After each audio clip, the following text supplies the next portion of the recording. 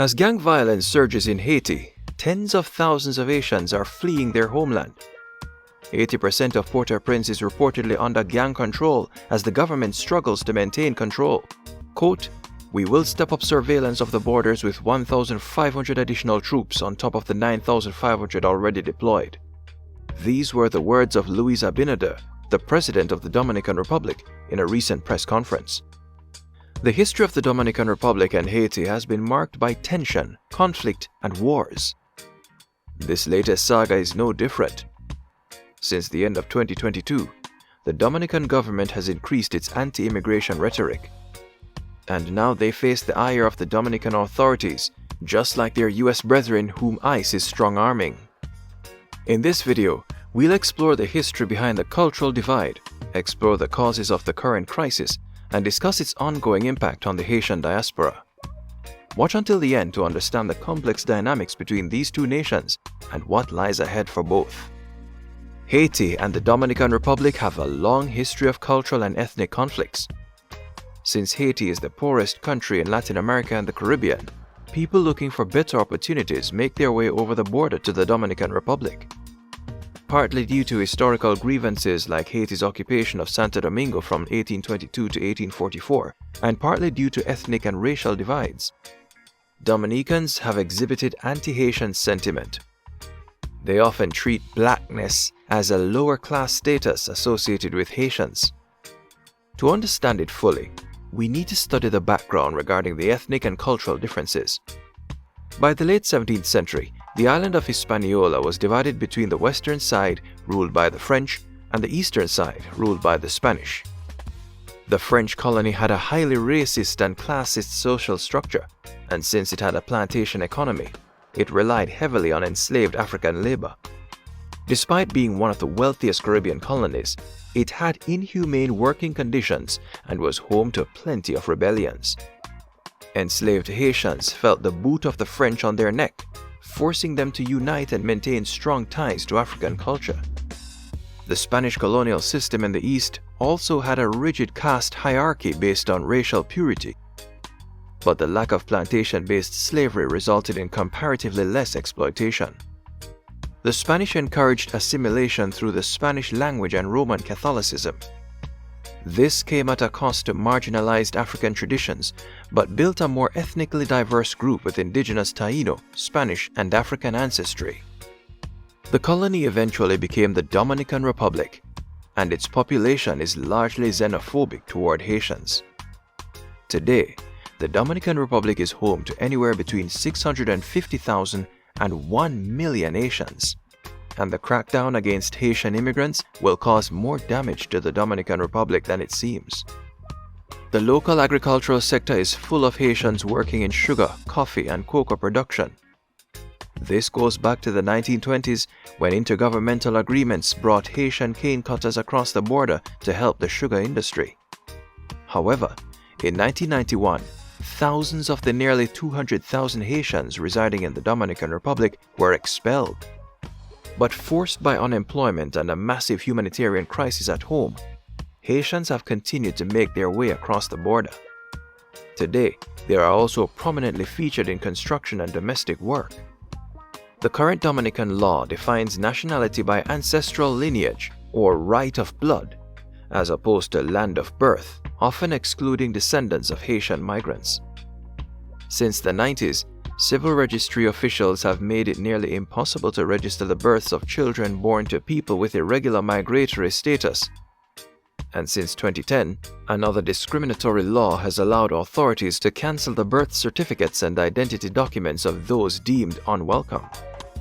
By the way, if you're finding this video insightful, take a moment and hit those like and subscribe buttons.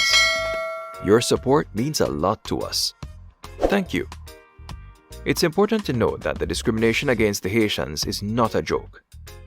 The Dominicans often claim that Haitians have a distinct look, darker skin, and shabby clothing. In fact, even speaking Creole or Africanized French is looked down upon, and so is celebrating festivals and religious ceremonies rooted in African culture, like voodoo. A 2013 Washington Post survey revealed that 15 to 20% of Dominicans did not want a neighbor from another race. But ironically, despite their hatred, they're not opposed to cheap labor.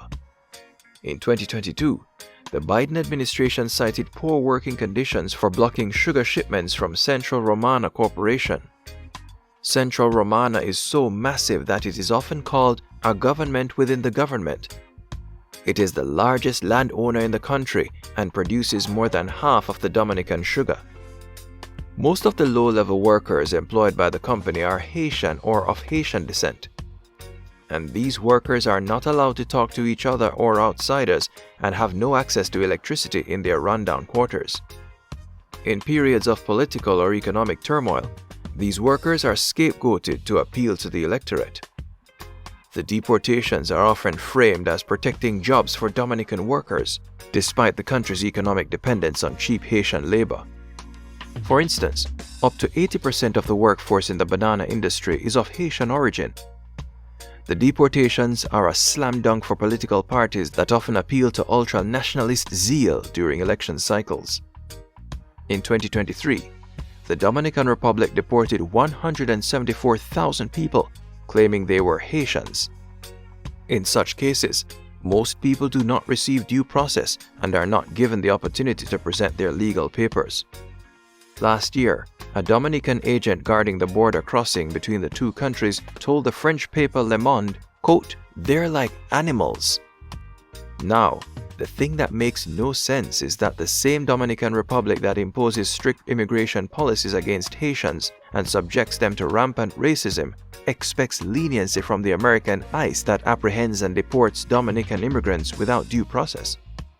After Haiti's gang violence witnessed an uptick, the Dominican government announced its plans to deport up to 10,000 Haitian migrants every week. Within a month of that announcement in October 2024, the Republic had deported nearly 27,000 Haitians. These include pregnant women, separated children, and the elderly, who are left at the border without any organized process, systematic monitoring, or even guidelines. They either rely on humanitarian responders or hitchhike their way into Haiti. It's important to note that in Haiti, things are bad.